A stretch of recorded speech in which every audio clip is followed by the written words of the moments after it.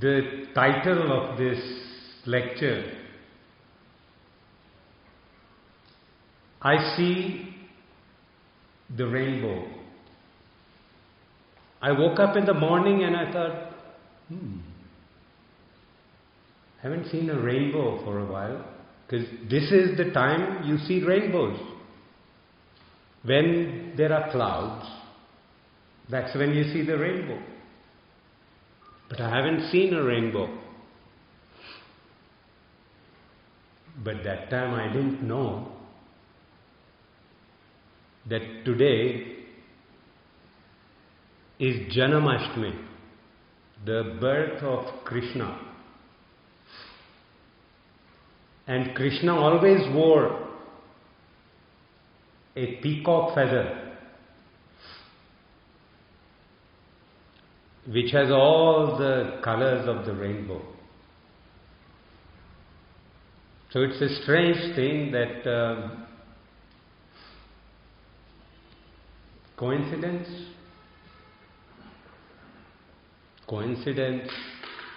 doesn't exist. We don't know.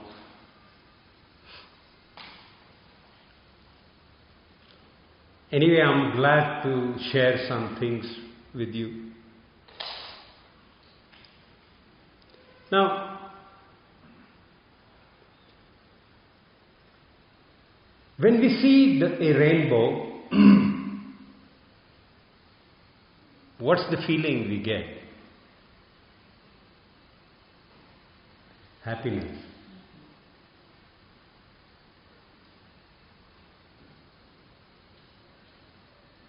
And that is what the lecture, the talk is about. Do I in my life see happiness, feel happiness?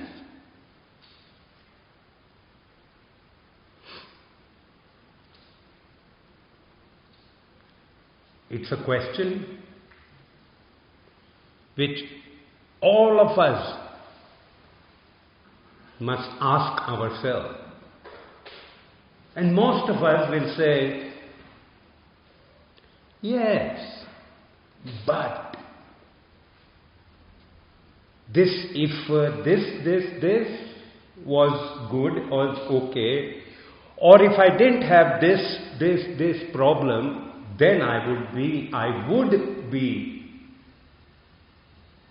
happy.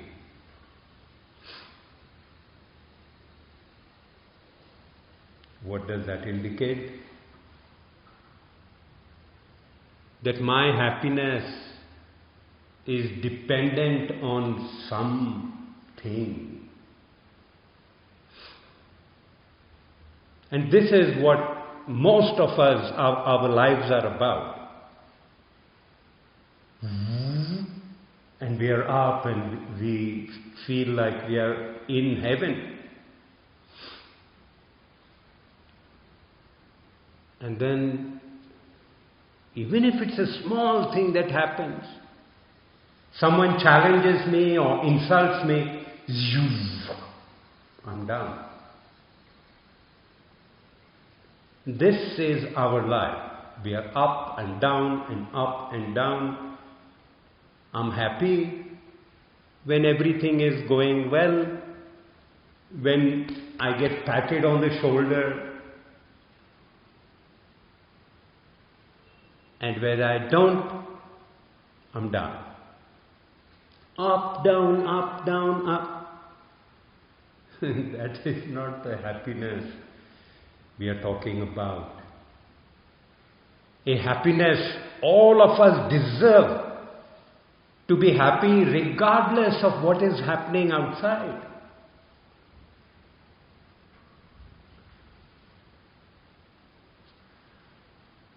Is that possible? That's what we want to talk about. Is it possible to be happy, to be really happy, regardless of outer conditions, outer atmosphere, outer weather.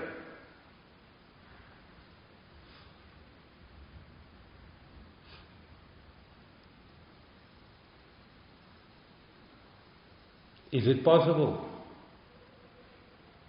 And if it is there something that I have to do?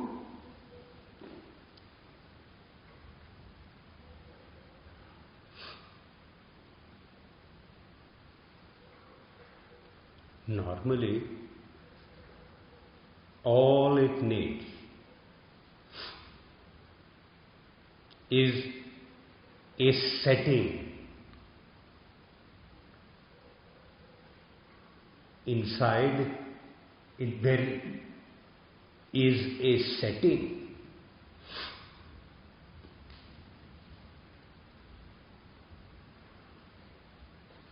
And that setting is called equanimity.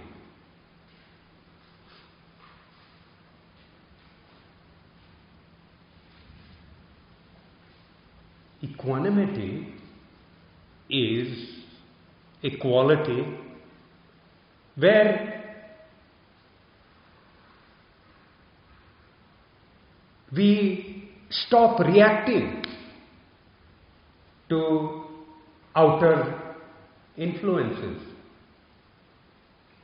whether they are good or bad. Now, many people will say, does that mean that I become like a vegetable? If I don't react, if I don't dance with joy when I'm happy, or I cry when there is unhappiness, when the things are not right, does that mean that?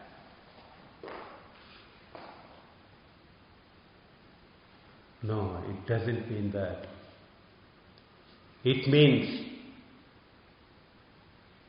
regardless of what is happening, if someone in my family passes away, how can I not feel something? Or someone close to me, how can I not feel something? That would mean I am a person without any feelings. We are not talking about that. But the cool, the calm, I may dance for joy, or I may cry my tears, but I remain stable in myself. It is when I lose that stability that I feel down.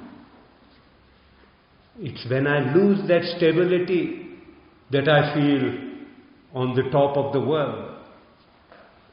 If I know myself and I'm calm and quiet, when things happen, when there is a friend getting married, I dance.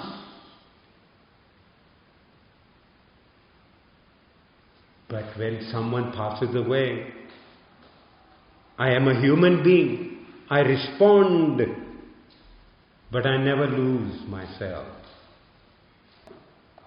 Anything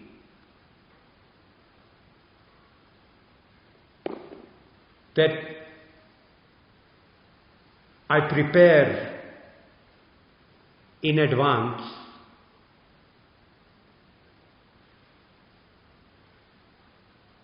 is stale. Please understand that the talks here are completely spontaneous. No thought has been given to it. Only a title has been given. And why title? Because without a title, people are not attracted. People need title. So, okay. And that also, the title is completely spontaneous. Usually, I let the other people choose the title.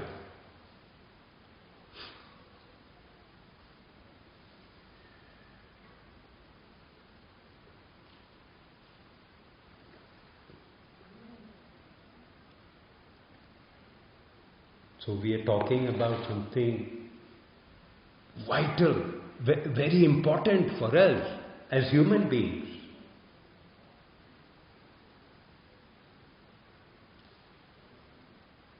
How can there be a continuity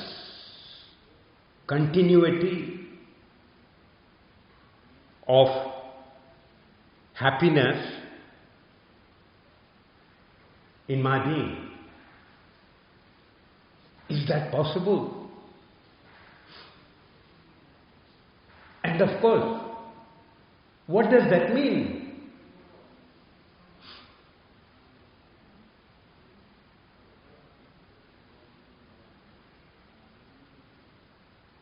What does it mean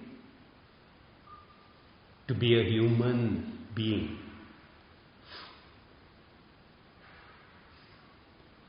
Please understand, in the Hindu and Buddhist philosophy, or shall we say way of life,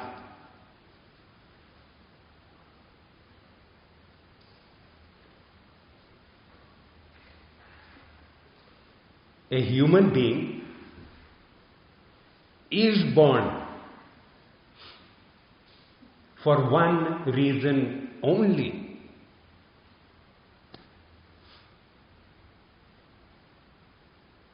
And that is to become free. What does that mean? To become free of suffering. To become free of all the things that bother the person.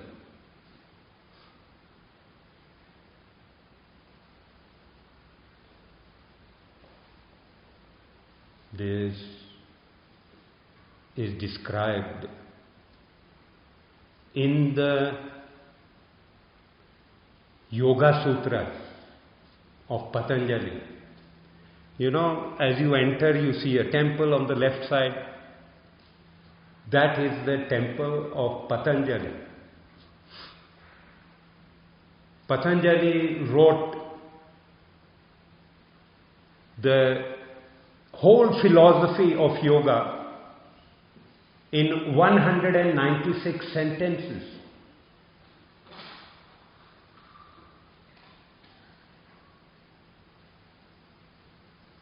They say, I don't know, they say 2500 years back, when very few people actually wrote.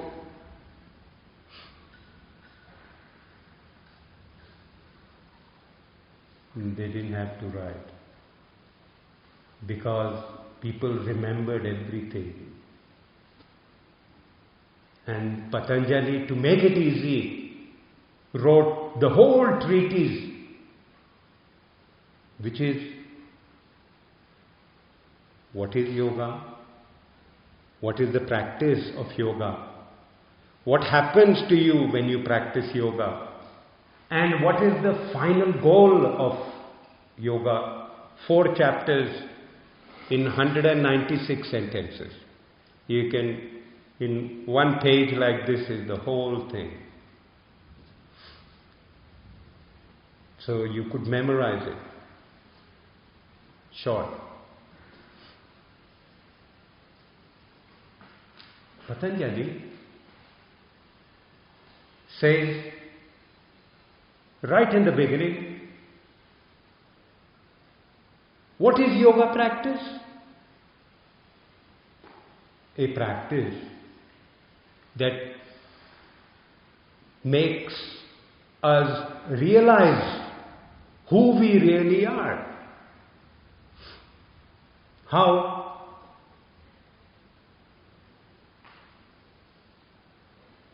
By stopping, destroying the disturbances that arise.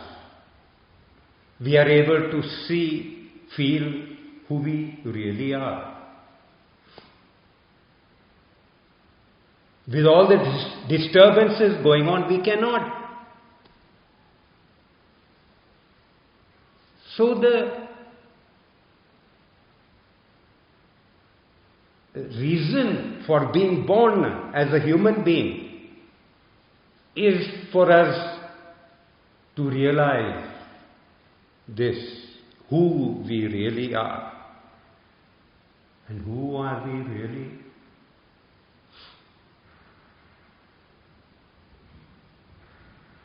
Bliss. That is our true nature. To be blissful, which is more than happiness. Eva, what is bliss? I don't know how to translate in German. Uninterrupted joy.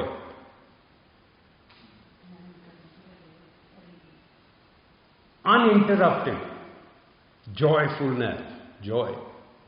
Ananda. That is our true nature. To realize that this is our nature is the yoga practice.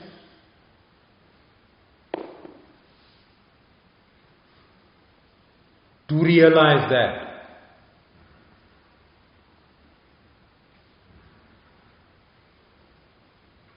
To realize this nature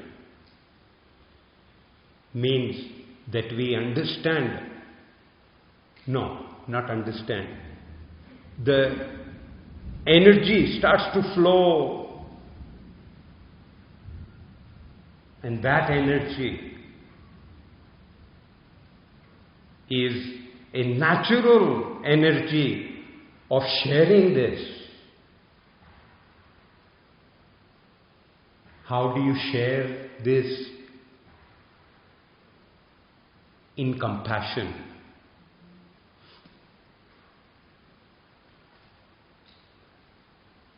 A natural flow of energy oozes out to all beings.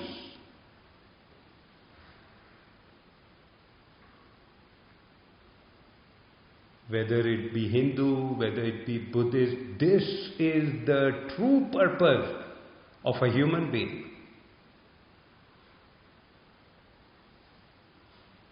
To realize this and allow that to flow out and touch not just those who we come in contact with, but everywhere. The whole, not only world, but the whole universe.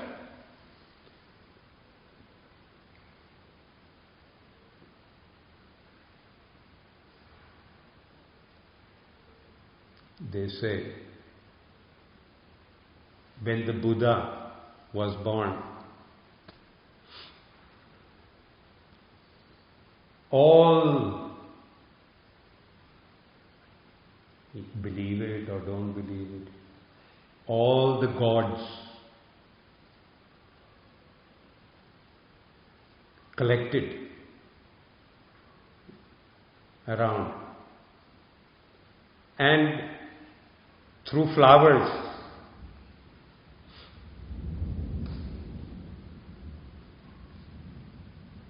When the Buddha got enlightened, the same thing happened. That's why these are the two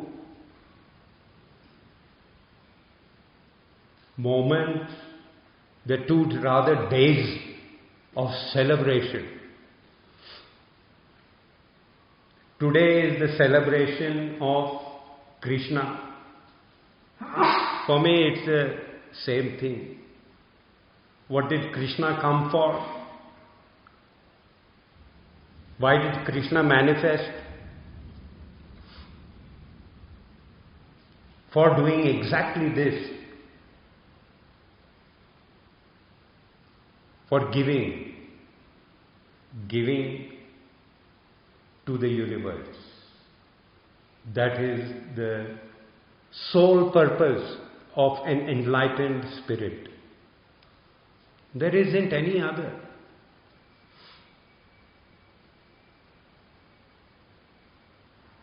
But for us who are not yet there,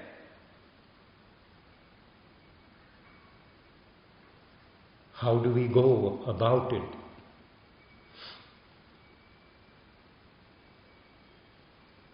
Is there a methodology?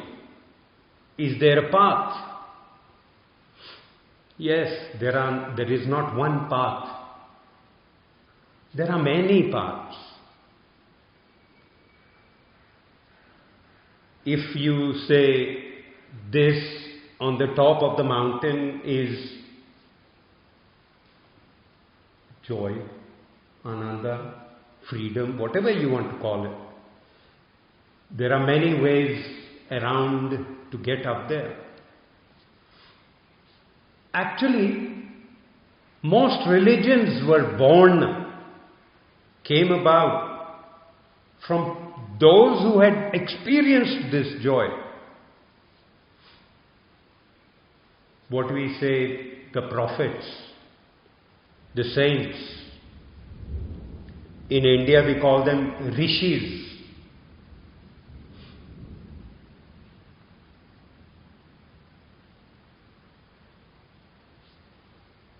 In their own way, the way that they had been there, they told us what to do, how to get there, how to get this joyfulness in our being.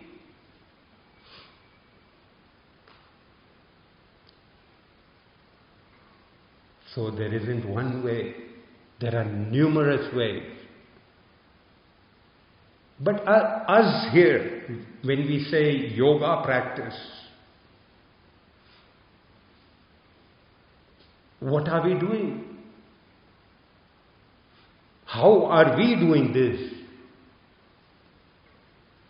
Are we following that path? Is this path a path which is similar to other paths? Does it have the same ingredients?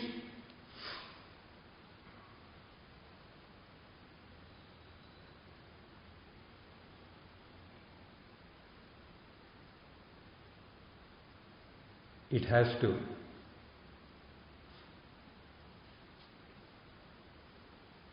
How the mind works and destroys the peace is same whether you are from the east or the far west. It's not different. Mind is mind. Just because I'm Jewish, I don't have a different path. No, it's a similar path. The path to freedom is similar. It has the same ingredients. Now, what are they?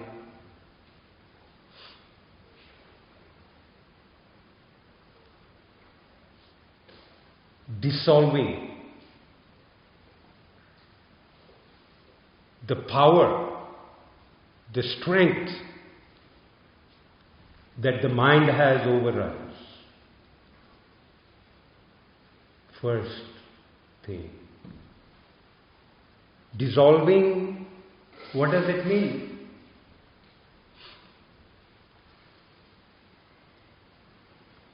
It means washing it.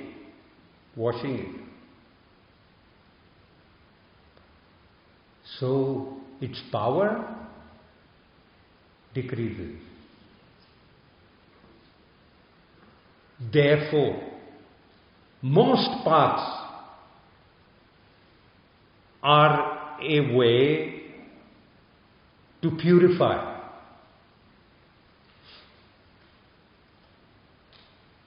All that goes on in there has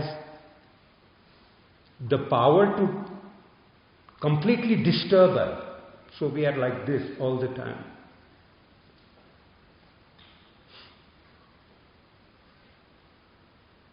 This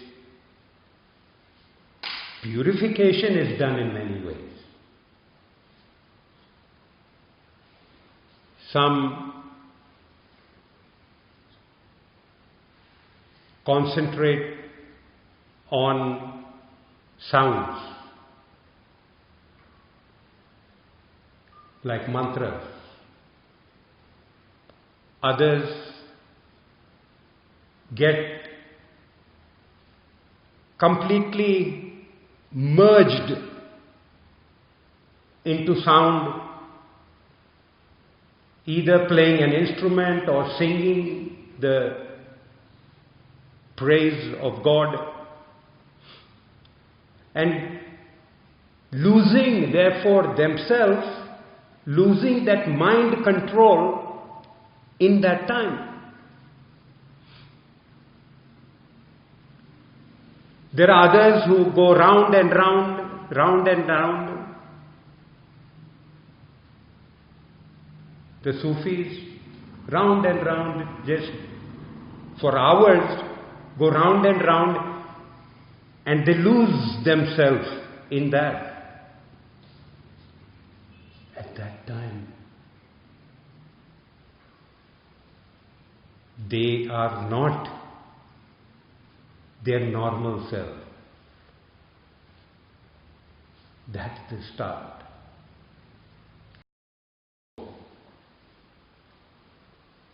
Something has to be used.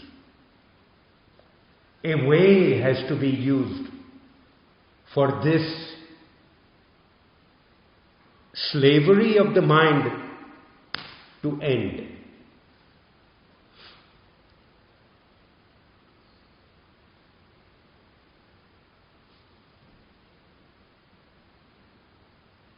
Then the different paths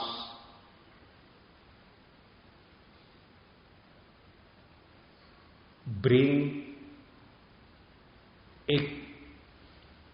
a joy which is then, shall we say, comes to an end with our practice. But what we experience has changed things within us, has changed some energetic patterns within us. And like this, continuation of practice till those patterns of behavior which make me suffer are completely dissolved.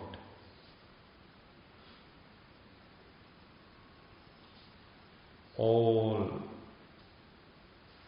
paths will tell you the same thing.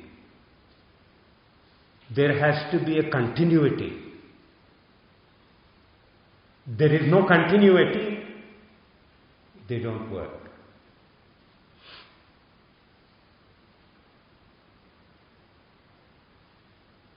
Continuity of whatever practice that is good for you, that you feel good with, whatever you choose, doing it continuously.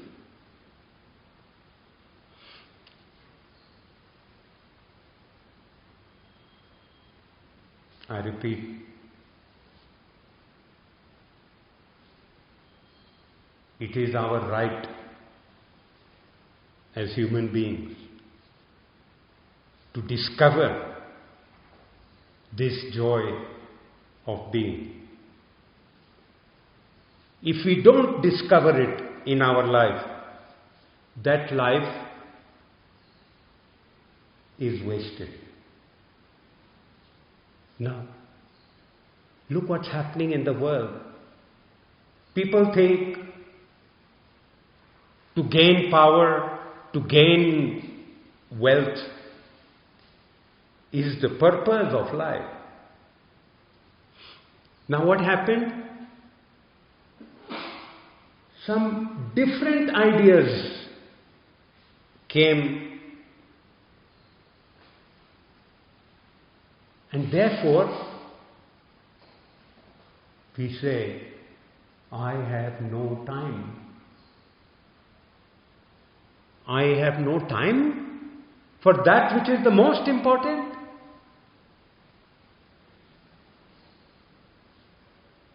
Please understand, this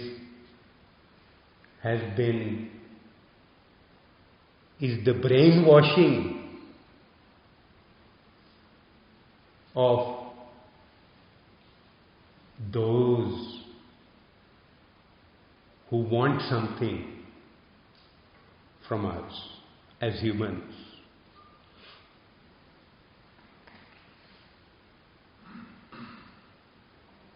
Those who want to gain from us.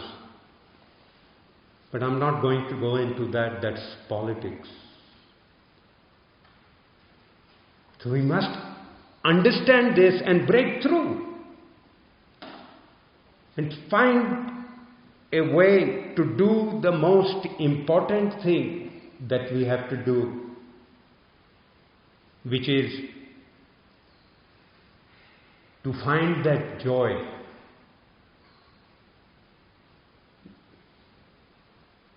which is not bound, which is not limited, which breaks out and oozes out into the universe. This is the most important thing that we have to do in our life. The rest, the work, has to only be enough so that we are able to maintain ourselves. That's it, and no more.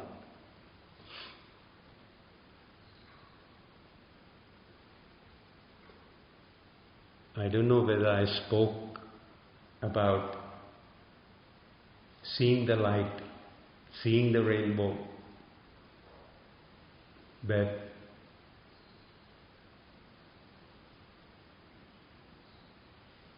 that's enough for today.